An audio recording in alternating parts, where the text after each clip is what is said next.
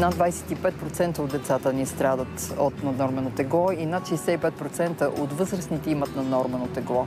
Всеки четвърти човек в развитите страни на практика според статистиката има метаболитен синдром, а това означава, че всеки четвърти човек има двойно по-голям риск да почине от сърдечно-съдови заболявания и 5 пъти по-голям риск, отколкото останалата част от населението да развие диабет.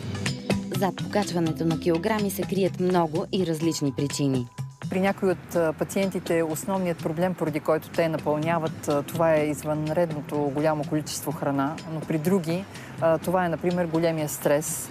При трети е от значение да се има предвид, че наднорменото тегло може да се причинява от някакво ендокринно заболяване. Особено често в България това е, например, ниската функция, слабата функция на щитовидната жлеза, при което е необходимо лекарят да направи съответните изследвания, за да може да уточни съпътстващите заболявания, които евентуално могат да отключат или да влошат едно затлъстяване. Лечението с медикаменти на затлъстяването не дава особено добри резултати, както не дават особено добри резултати и драстичните диети.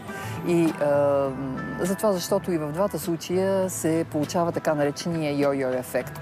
По-скоро има много по-природни алтернативи, каквито са шуслеровите соли, каквито са, например, храненето по зоната, зоновото хранене. Една такава комбинация, съчетана с едно по-голямо движение на човека, с поне 3 пъти седмично по 30 минути някакво активно движение или някакъв спорт, могат да доведат до много лесно и бързо и трайно нормализиране на теглото. Най-добрата комбинация, която виждам в практиката си, която помага на пациентите, е комбинацията от номер 5, номер 9 и номер 10.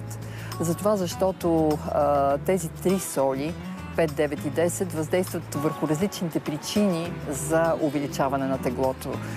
Така, например, вие знаете, много хората са склонни, когато са под стрес, да ядат прекалено много сладки неща или да се хранят от нерви. Номер 5 предизвиква точно успокоение на нервната система и намаляване на неистовото желание за сладки храни.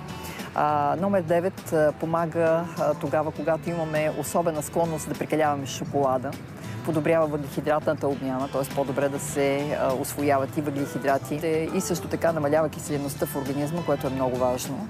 А номер 10 подобрява функцията на всички органи, които са така наречените детокс органи, тези, които трябва да бъдат изчистени от токсини, като например бъбриците, черния дроб, червата, панкреаса.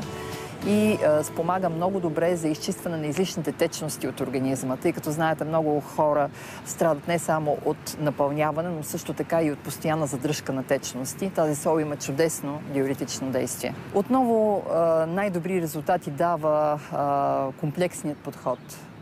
Човек трайно трябва да промени начина си на хранене към един по-здравословен начин на хранене. От друга страна е от значение поне 3 пъти седмично по 30 минути човек да има някаква двигателна активност. От трета страна, от особено значение да промени лично своето отношение и визия за самия себе си.